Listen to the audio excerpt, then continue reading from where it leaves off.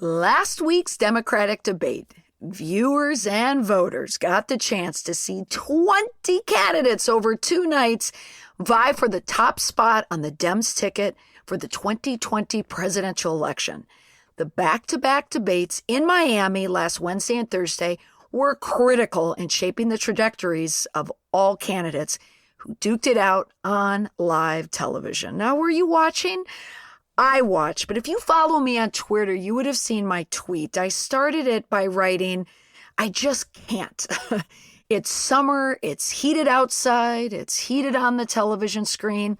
I found myself more focused on their presence rather than the candidates' positions. And thanks to my teenagers, my daughters to be specific, I could not focus on the debate because I'm in more of a mindset of The Bachelorette and Big Brother than political television. But I did watch, and it made me think, could someone pick the winning candidate by how comfortable they look on screen? And does it even matter? Well, now, no one would say that President Trump has a way with words. I don't even think he would say that. But he has a way of saying anything on camera that makes people notice. Why? Because he is very, very comfortable in that space. 15 years on The Apprentice helped Donald Trump become even more comfortable on camera. And that confidence does seem to translate into how he views himself as president. I give myself an A+. I don't think any president has ever done what I've done in this short. We haven't even been 2 years. Okay. So if you had to Monday morning quarterback the Dem debates on Thursday and Friday respectively, you would note that most pundits said that the winner from both nights was Kamala Harris. Why? Well, for reasons like this. Listen to the senator in this exchange. Now, we're going to get stage. I would like to speak on the issue of race. They're working 2 and 3 jobs. So when we talk about jobs, let's be really clear. In our America, no one should have to work more than 1 job to have a roof over their head and food on the table. The problem with this kind of policy, and I know it as a prosecutor, Senator, I want a rape victim to be able to run in the middle of the street and wave down a police officer and report the crime against her. I want anybody who has been the victim of any real crime to be able to do that and not be afraid that if they do that, they will be deported because the abuser will tell them it is they who is the criminal. It is wrong.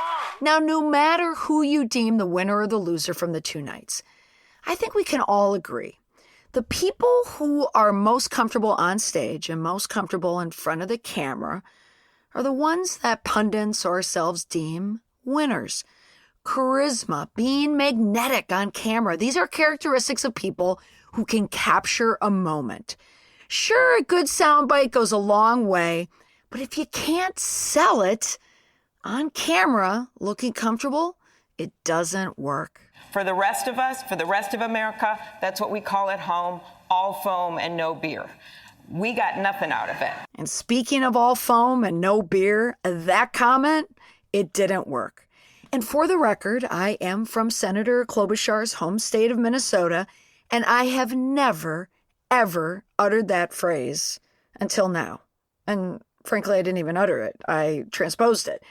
So for the Confident Communications Podcast, I am your host, Molly McPherson, or Molly Baker from St. Paul, Minnesota, who would say how to feel natural in front of the camera, or how to be all beer and no foam when you find yourself in front of the camera.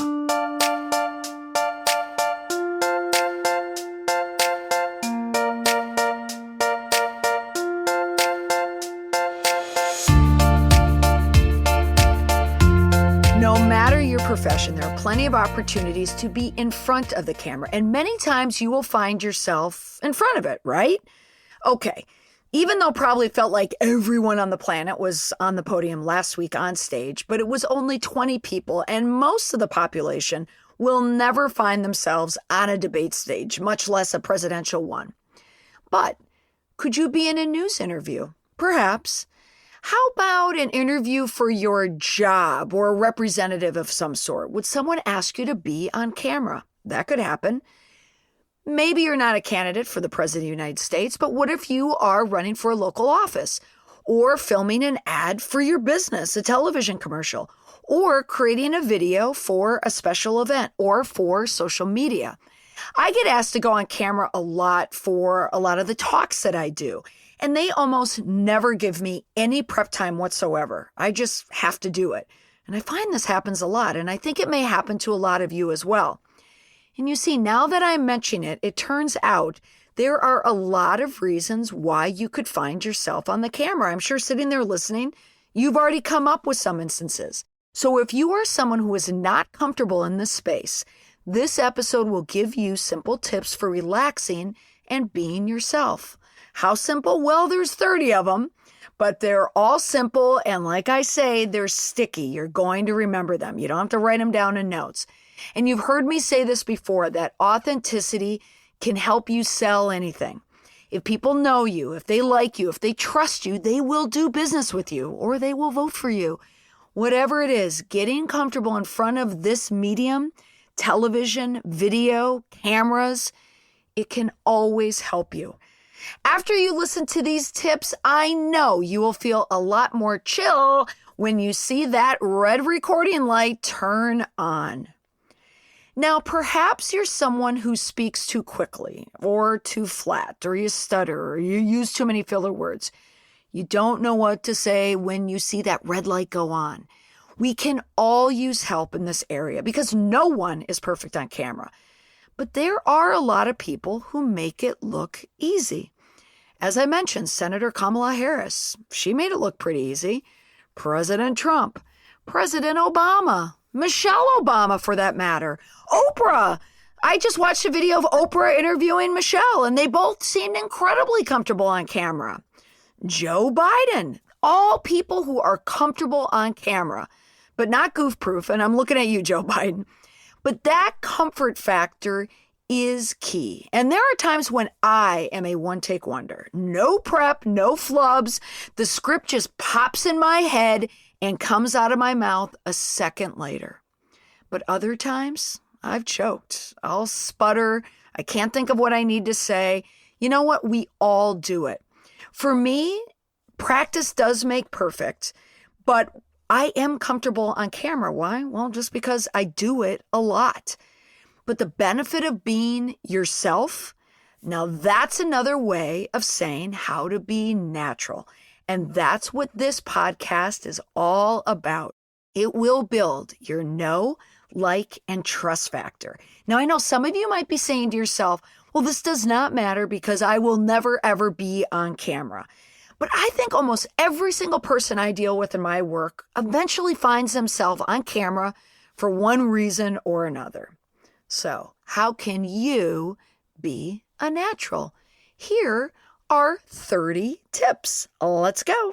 Let's start with your looks, because if you look good, you will feel good on camera. So that is number one. If you are comfortable, you will look comfortable. Point number two, make a point of choosing an outfit that you feel comfortable in and looks put together. If you feel stuffy in an outfit, it will show on camera. So tailor your clothes, keep them clean. Wrinkle-free is always a good start. I remember doing a video promo for a talk I was giving at a communication conference. And I was with a co-host, and we were going to do this talk on Facebook Live. And the co-host looked good. He was wearing a suit. He looked very natural. I looked like crap.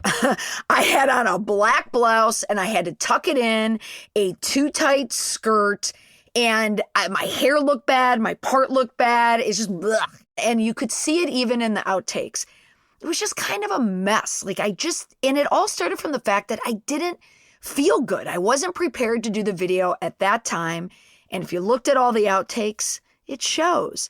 But every time that I felt more put together and I was wearing something that was comfortable, like in the case of the Facebook Live talk that I did, I looked good. So in other words, I felt good and I spoke well. Now, in general, solid colors, dark tones, no white or busy patterns, no logos. And if you really want to get into that media training zone, you don't want to wear anything that's too busy or too distracting. But in general, you just want to look solid. You know what I mean?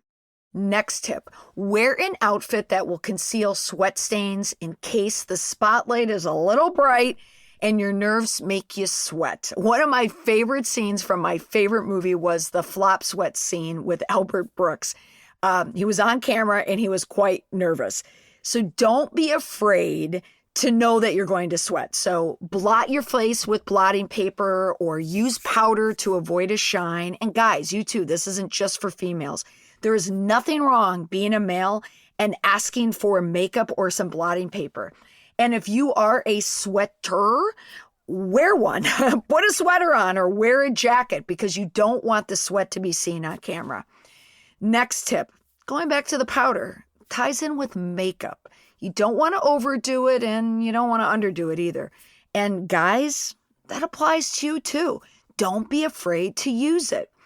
And if you do wear makeup, make sure you have an objective second opinion on how you look in front of that camera. Check it in different lighting. Ask your videographer, ask your hairstylist or someone that was helping you, or ask someone in the room, how does this makeup look? They'll give you an honest answer. The next tip, watch for any distracting or loud jewelry. Metal bracelets can be, a nightmare, especially for people doing your audio. Or if you have a watch that might tap against a cufflink. We don't want to hear any clinging on that video. And it will be distracting to you as well. And it won't let you look comfortable. Next tip, the most important thing that you must feel on the day of your video or when you're on camera is you need to feel like yourself. And you also need to look like yourself. So when you go on camera, this is not the day that you want to try a new outfit. Or if you're a guy that normally wears long ties, don't throw out a bow tie for the first time. It's very difficult to feel genuine on camera if you're not dressed how you normally would look. You want to feel genuine and authentic, and by doing that, you want to look like yourself. Now, you don't want to be too comfortable. So the next tip is you want to get the blood moving, your juices flowing. So jump around if you have to, do jumping jacks, just do anything to get your heart rate up and your blood flowing. You do want to jazz it up a little. You want to get things moving, get animated. Most people, when they stand on camera and they get nervous and they start to speak monotone, they get very, very blah. And that's why it is easy to speak in public because you are moving around. Your juices are flowing. So it's easier to look more comfortable. But on camera, people tend to clam up. So try and move around if you can. All right, moving on to your performance. The next tip, number 8, be prepared, but not over-prepared. What this means, you have to plan out what you're going to talk about, but don't write out a 10-page script and follow it. Number 9, start with what you know. No matter if you're giving a talk or if you're giving a speech or if you're on camera doing something on camera, start out by speaking about something that you're passionate about or something that you know about, something that just turns you on and turns on that speaker persona. That's what I always do. I always start with the easy, natural stuff. Because then if you get a little off track later on or you get a little nervous, you're not as prepared, people remember how you looked right off the bat.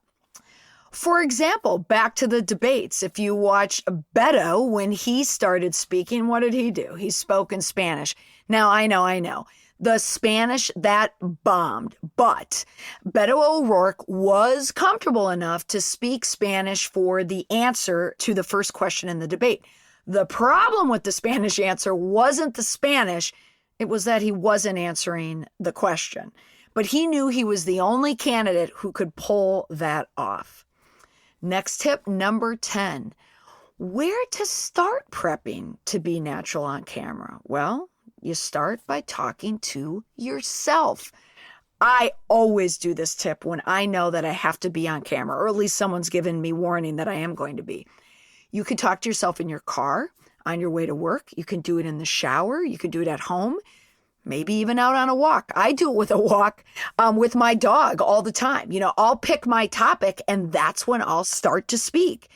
And I always have to look to make sure that people aren't seeing me. My dog, I think, is absolutely accustomed to me talking, and he knows when to tune me out, like when I'm prepping for a talk. I do it all the time because the more you get used to hearing yourself speak and hearing your cadence, when you're not with a group or no one else is around except your dog or your shower, you're speaking without interruption and you're speaking without input. And you're also speaking without the pressure of someone judging you in that room or on a walk. Like my dog, I know isn't going to judge me. So it's easier and it's more natural to speak because you're not intimidated.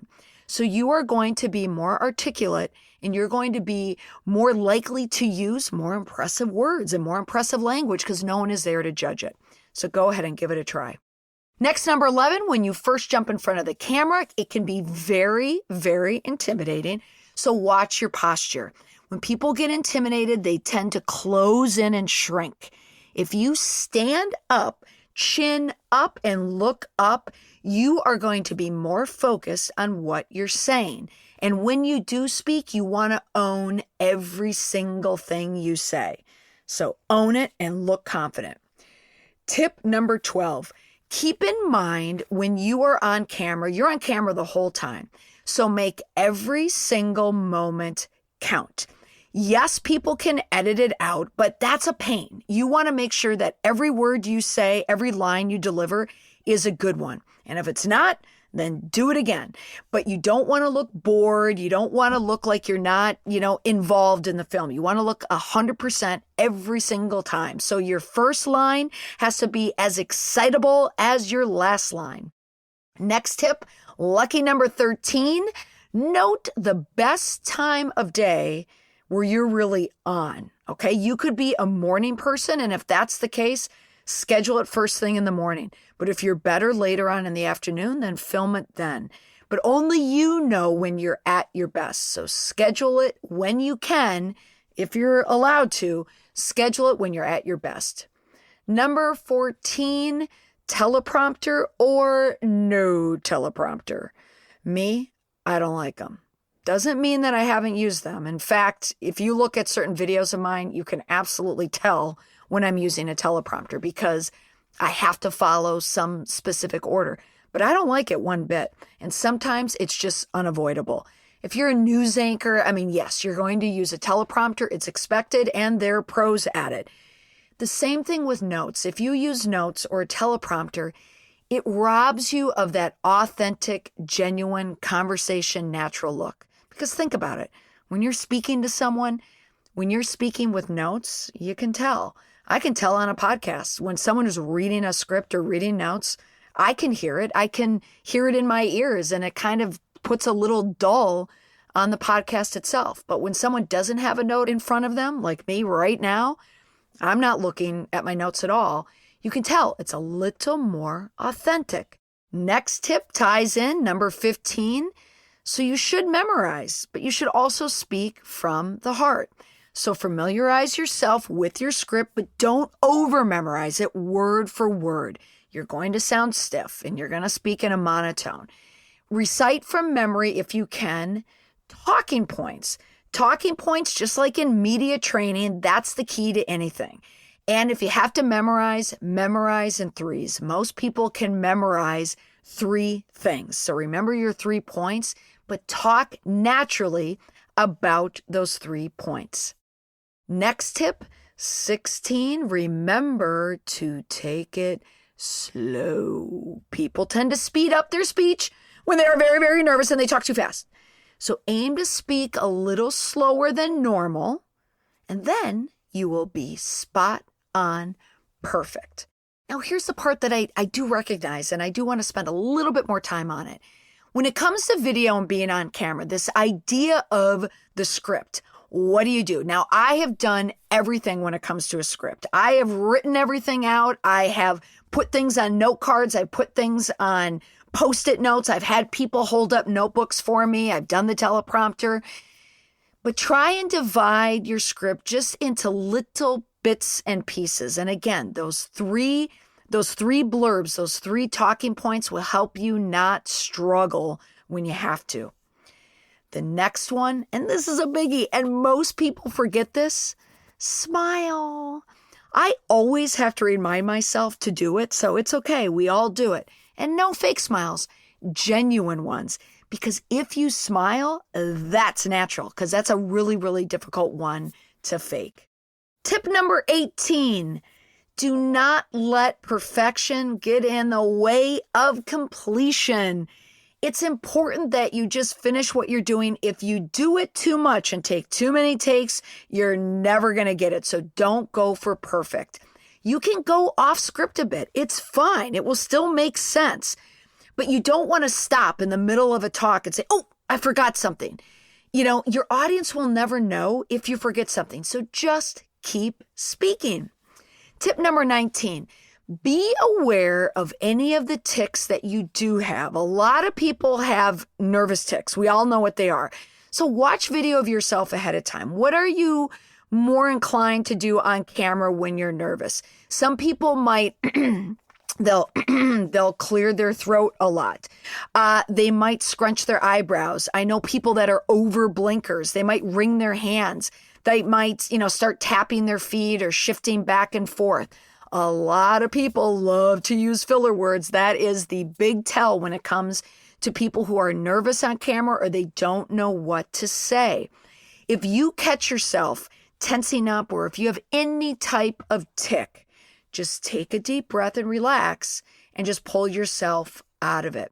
Tip number 20 comes from episode number 18.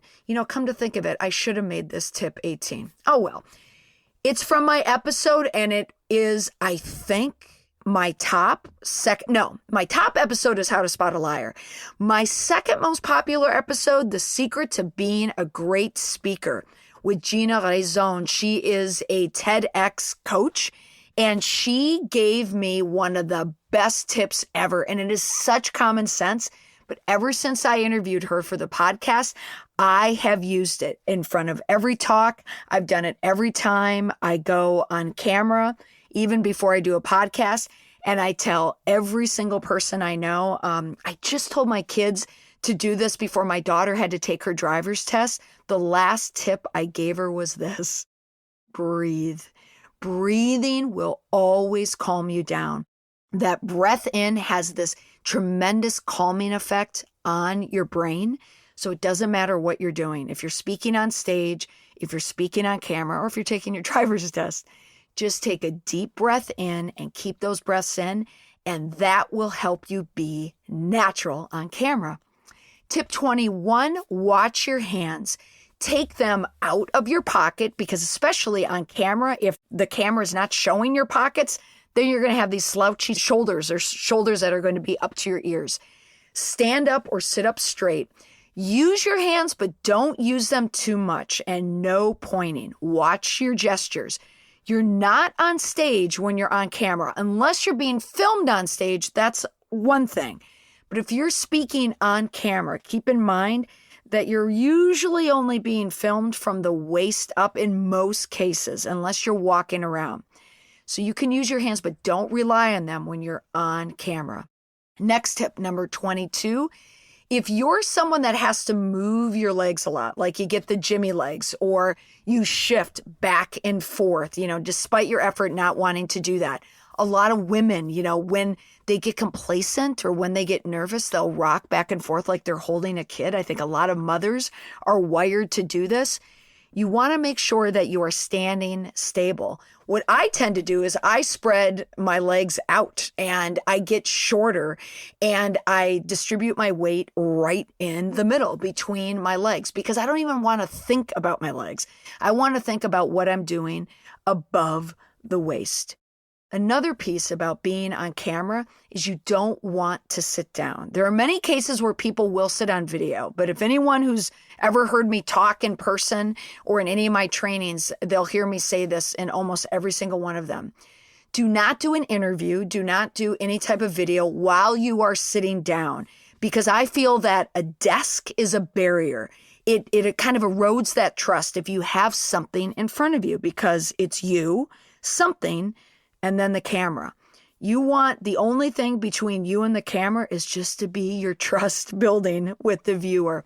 Now, if you have a prop there, let's say there is a desk, or if you're a leader and you want to film in an office or a boardroom, then it's okay to lean on something if you want to be standing or if you want to be in that relaxed state.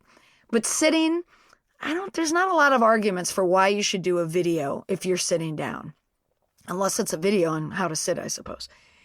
Next step, 23, schedule plenty of time to film as many takes as necessary. You do not want to feel rushed when you're doing video. This has happened to me before, and if you are rushed or if you're under that time crunch, it is going to show, and it's going to be the most unnatural look for you. It's going to be a rushed one. Next, let's talk about camera placement, because you've learned a lot, obviously, from selfies. You know how you look good on camera. I just discovered in the last 2 weeks, I was filming a selfie video, and during the video, it was kind of like a walk and a talk, and I was just sending it to someone because I was talking about something. And I noticed when I looked to the left and to the right that I definitely do have a better side, and I never even noticed it. But know where your good side is and your bad side is, because it turns out, I guess we all have one. But when it comes to that camera placement, you want to look the best in the best light that you can. So tall or short, try to keep your lens just above your eye line, because this placement is going to help prevent that double chin, which some people do have, and it will yield a more flattering angle if it's above. So this rule applies if you're shooting from a webcam from your laptop or from your desktop. Make sure that you raise it just off the table and your desk and angle it down towards your face. So ensure that the camera is just above your eye line.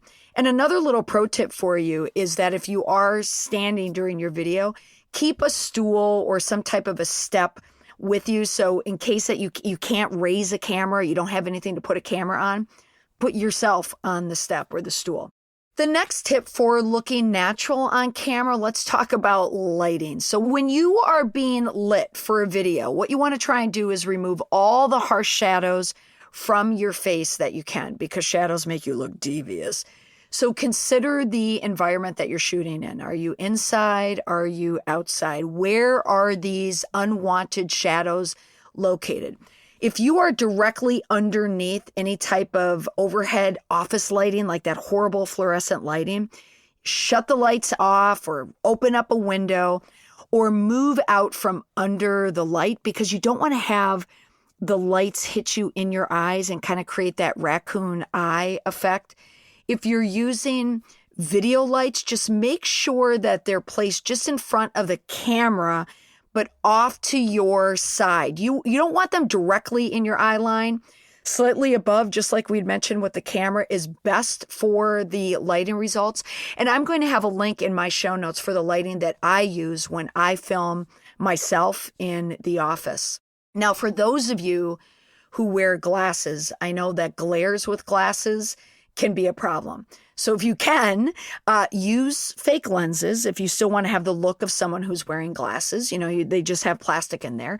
Or if you have to wear your glasses, let's say you're reading something or you need to wear them, you can tilt your glasses down and it will feel that it looks awkward, but on camera, it won't look awkward. You can also use a polarizing filter that could help get rid of some of the glare. Or you could use larger, softer light sources. But you're definitely going to want to tweak it, because you don't want that glare in the center of your lens in your glasses, because it will look totally unnatural. All right, the next tip, number 26, stay hydrated, and you want to use water or hot tea. Whenever I film a podcast, especially when I'm interviewing a guest, I always have water with me. Because when my throat gets parched, I can tell, and it gets a little scratchy, and it can ruin a really, really good take if you're having throat problems. One of my secret tips is I use a spray, and it's called Entertainer's Secret Throat Spray. I will include the link within the show notes. I just get it from Amazon, and I bring it with me on the road as well, and I use it before podcasts and every single time that I do a video. Tip number 27.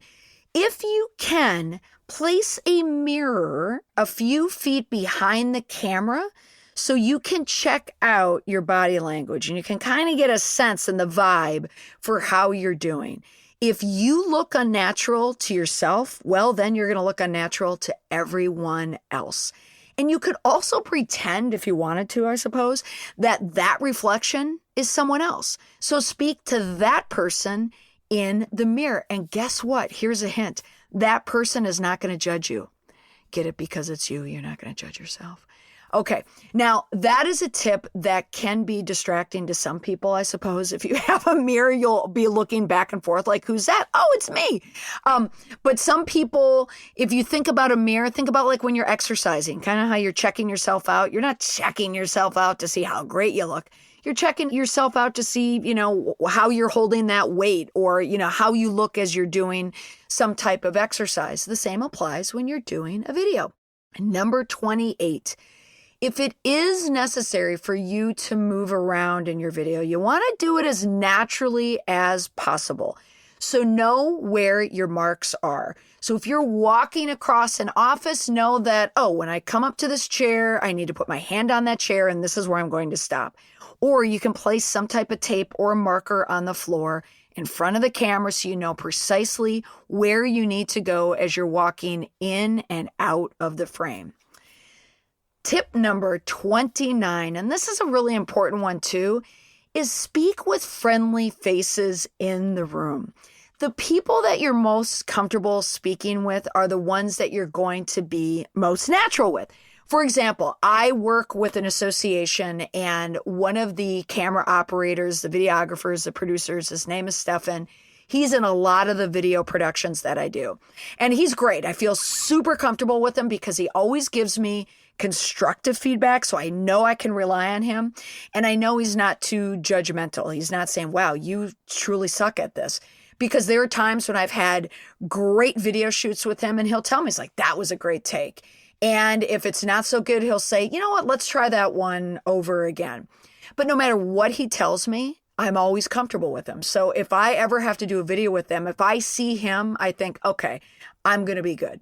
And that's going to lead into my last tip, number 30, for how to feel like a natural in front of the camera is have fun. Because if you're not having fun, it shows. And speaking on camera, no matter who you are, if you're a presidential candidate, heck, if you're the president of the United States, everyone gets nervous speaking on camera. But the key to feeling natural in front of the camera is to naturally be yourself. And most times when you speak, you are naturally enjoying it. So try and capture that moment as much as you can, because the more natural you are, the more magnetic you are, the more charismatic you are. So have fun with it. Woohoo! Now that's the entire list. 30 tips for feeling like a natural in front of the camera. I hope you feel more comfortable already. If you want even more information on how to become an even more powerful speaker, I have a special download to help you. I've given this opt-in before on the podcast, but I thought this is a good one for this episode. If you text the word PowerSpeak, all one word, POWERSPEAK, to 345-345. Again, that's a sticky number. You can memorize that. 345-345. And I will give you a special link to a download on how to become an even more powerful speaker.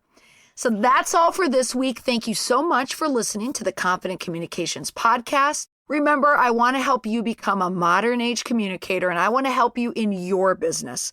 But today, it was the business of being on camera.